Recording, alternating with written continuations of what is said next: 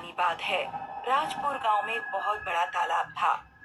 उस तालाब के किनारे ही एक बरगद का पेड़ था।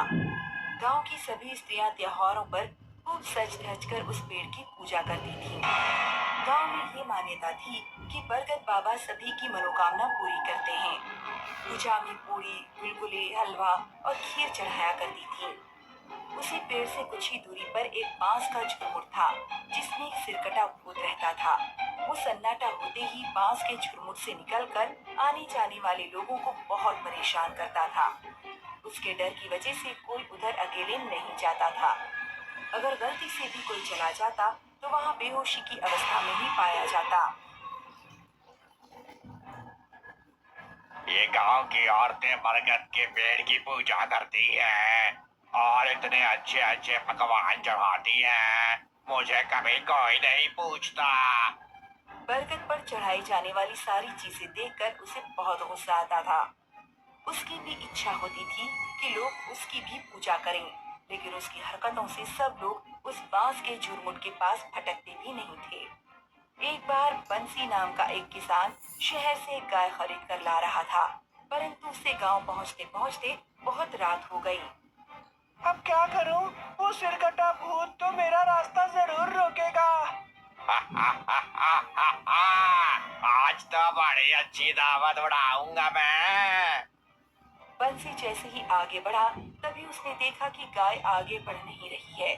वो उसको कितना भी हाँकने की कोशिश करता, वो अपनी जगह से टस से मस नहीं हुई, बल्कि थोड़ी थोड़ी देर में वो उछलने लगती। हे भगवान, बड़ी मुश्किल से गाय खरीद कर लाया था। अगर इसे छोड़ कर जाता हूँ तो वो सिरकटा भूत इसे भी नहीं छोड़ेगा।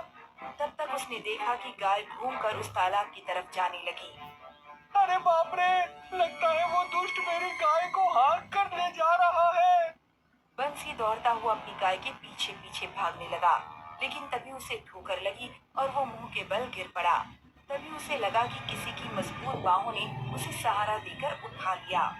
सिरकटे भूत, ये कैसी मुश्किल है। एक बार गिरा देते हो और फिर से उठा लेते हो। बंशी, उठकर अपनी गाय की रस्सी पकड़ो और घर जाओ।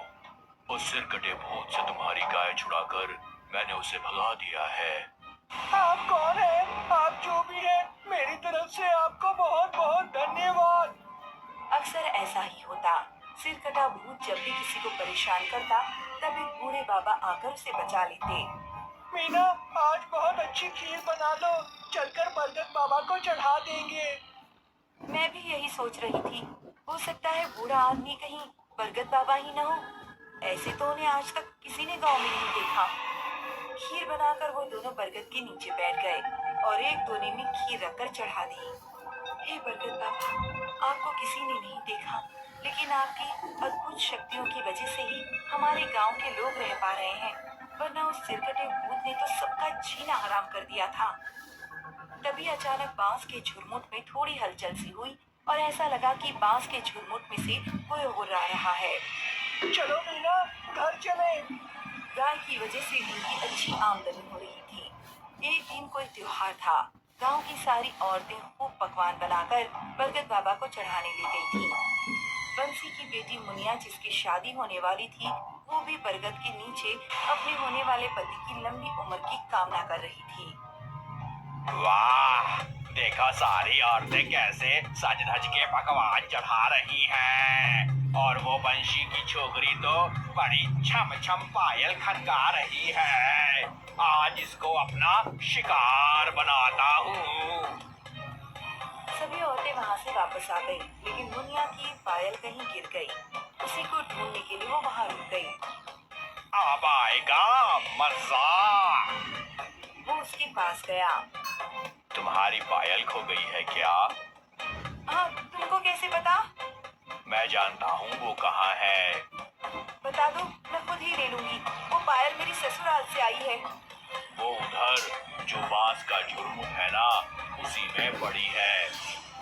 मुनिया को तो वो पायल किसी कीमत पर चाहिए थी, तो बिना कुछ सोचे समझे बांस के झुरमुट के पास दौड़ गई। ये दुष्ट सिरकटा भूत आज इसको खत्म कर देगा। मुझे इसको बचाना ही होगा। ये लड़की उधर कहाँ जा रही है? जा, अपने घर जा। तेरी पायल बरगद के नीचे ही पड़ी है। मुनिया को अचानक होश आया कि वो तो सिरकटे भूत के नजदीक जा रही थी। इस समय कोई है भी नहीं। उसने जाकर देखा कि बरगद के नीचे ही उसकी पायल पड़ी थी। पायल उठाकर वो सरपट भागी और घर जाते ही बेहोश हो गई। ये तुमने ठीक नहीं किया बरगद वाले भूत। आया हुआ शिकार तुमने भगा दिया। क्या कर लेगा तू मेरा? हिम्मत है तो सामने आ। तभी सिरकटा भूत नीचे आया। उसने बूढ़े के ऊपर हमला कर दिया, लेकिन बूढ़े ने उसके पैरों पर ऐसी लंगड़ी मारी कि वो गिर गया। इसके बाद उसके सीने पर चढ़ गए। तू अपने कर्म को सुधारने की बजाय एक से बढ़कर एक पाप किए जा रहा है। आज तेरा अंतिम समय है। बहुत दिनों से मैं तुझे बर्दाश्त कर रहा था। वो मासूम बच्ची अपनी शादी के लिए कितनी खुश थी और तू उसी को अपना शिकार बनाने चला था। तेरी वजह से इधर से कोई अकेला भटकता तक नहीं है। तू अपनी सीख अपने पास ही रख। मैं तेरी ऐसी की तैसी कर दूंगा। दोनों में जबरदस्त उठापटक हुई। बूढ़े बाबा तो किसी पहलवान की तरह उससे भिड़ गए थे। अंत में सिरकटा भूत परास्त होकर जमीन पर ही गिर पड़ा। बरगद बाबा ने उसका सिर, जो सिर्फ उसकी गर्दन से थोड़ा सा ही जुड़ा हुआ था, बड़ी ताकत से उखाड़ दिया। खून का फव्वारा निकलने लगा। बरगद बाबा ने उसके सिर को पत्ते इकट्ठा करके जला दिया। उसका शरीर तड़प तड़प कर शिथिल हो गया। अरे हरिहर भैया, ये देखो, यहाँ किसी का धड़ पड़ा है। लगता है इसका सिर काटकर किसी ने जला दिया है। अब तुम सब निश्चिंत होकर जब चाहो तब यहाँ आ सकते हो। सिरकटा भूत अब खत्म हो गया है। बाबा, इतने सालों से ये हम सबको परेशान कर रहा था, आज ऐसा कैसे हो गया? इसके बाप का घड़ा भर गया था, इसलिए इसका जाना ही ठीक था। तुम सारे गांव वाले मिलकर इसका शरीर बांस के झुरमुट में डालकर जला दो। गांव वालों ने वैसा ही किया। गांव सिरकटे भूत से मुक्त हो गया। मुनिया को जब होश आया तब उसने माँ से कल उसके साथ हुई सारी घटना बताई। पूरे गांव में शोर मच गया। उस दिन सभी लोग बहुत खुश थे। तब से बरगद के नीचे हर महीने मेला लगता है। अब लोग बेखौफ होकर वहां आते जाते हैं।